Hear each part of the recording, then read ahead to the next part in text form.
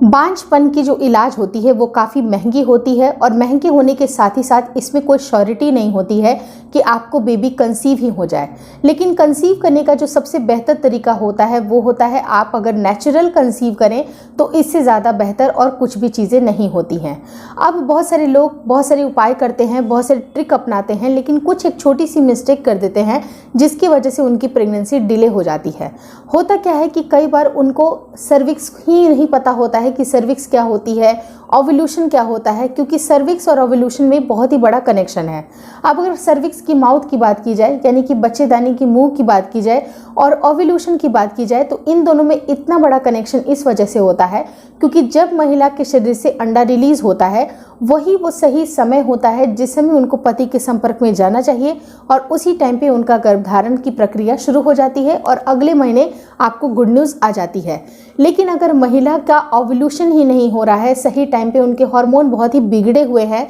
Ovulation ही नहीं हो रहा है, अंडे रिलीज होते भी हैं तो अच्छे क्वालिटी के रिलीज नहीं होते हैं और तमाम तरह की प्रॉब्लम उनके ओव्यूलेशन में होती है, तो उसका कुछ असर आपके सर्विक्स में भी दिखाई देता है। अब जैसे सर्विक्स में ऐसे डिस्चार्ज आते हैं, जो आपकी बच्चेदानी का जो मुंह होता है उसमें ऐसे डिस्चार्ज आते हैं जिससे कि क्लियर कट अंदाज़ा पता चल जाता है कि अब आपके बच्चेदानी से कुछ ऐसे डिस्चार्ज आ रहे हैं, इसका मतलब कि ओव्यूलेशन हो रहा है। उसी तरह से जब अगर आपकी बच्चेदानी की ओपनिंग होती है वही वो सही समय होता है जिस समय आपको मेल के संपर्क में रहना चाहिए। पति के साथ संपर्क में अगर आप रहते हैं तो ही आपका गर्भधारण होता है। तो बच्चेदानी का मुंह और ओव्यूलेशन का इतना बड़ा कनेक्शन इसलिए होता है क्योंकि जब अगर आपका ओव्यूलेशन हो रहा होता है उस टाइम पे बच्चेदानी की जो ओपनिंग होती है वो थोड़ी सॉफ्ट हो जाती है, उसकी जो अलाइनमेंट होती है वो थोड़ी सी ऊपर की तरफ चली जाती है, यानी कि जब वो फर्टाइल पीरियड में होता है तो उसमें आपको ये तमाम तरह के चेंजेस दिखाई देते हैं। अब अगर चेंजेस की बात मैं करूं तो चेंजेस में आपको हल्का सा वो जो बच्चेदानी का मुंह है हल्का सा खुलना शुरू होता है,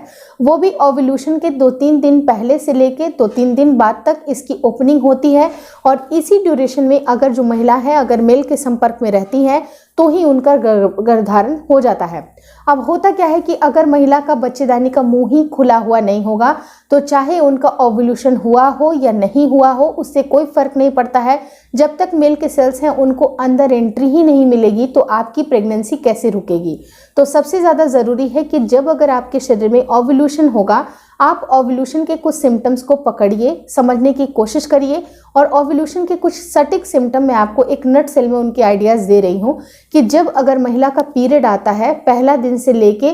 14th डे, एक आपका ये जो टाइम पीरियड होता है उस टाइम पे जो अंडे होते हैं वो पकने की कंडीशन में होते हैं, वो बन रहे होते हैं और जैसे ही 13वां-14वां दिन होता है अंडा पूरी तरह से पक के फूटना शुरू हो जाता है और वो रिलीज हो जाता है, रप्चर हो जाता है, इसको जो भी लैंग्वेज में आप बोलना चाहें। तो जब ये फूटता है उसके बाद ही आपकी प्रेगनेंसी रुकती है क्योंकि उसी टाइम पे मेल के सेल्स अगर अवेलेबल हैं तो ही उनका फर्टिलाइजेशन होगा। लेकिन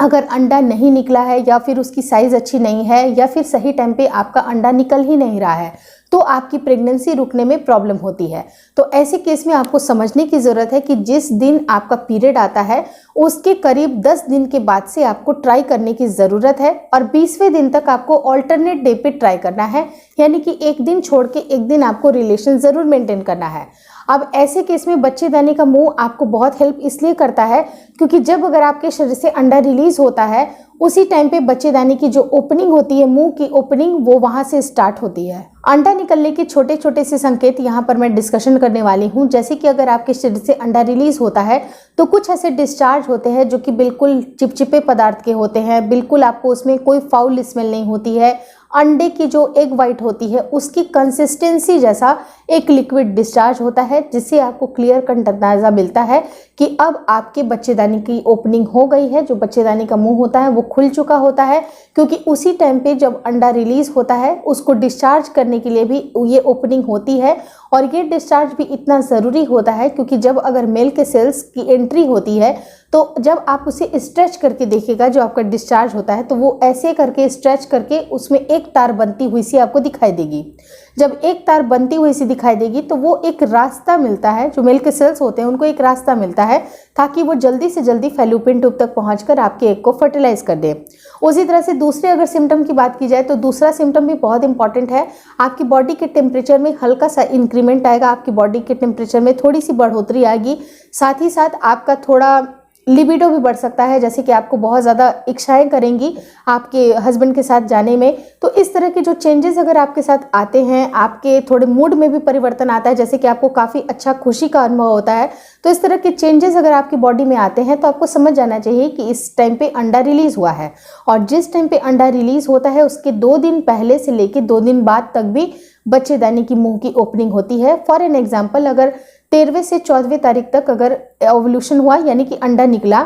तो उस समय से आप मान के चलिए कि 11वें दिन से बच्चेदानी की मुंह की ओपनिंग होती है और ये करीब 17वें 18वें दिन तक भी इसकी ओपनिंग होती है। ये पूरी तरह से क्लोज नहीं होता है। तो उस टाइम पे भी अगर आप रिलेशन प्लान करते हैं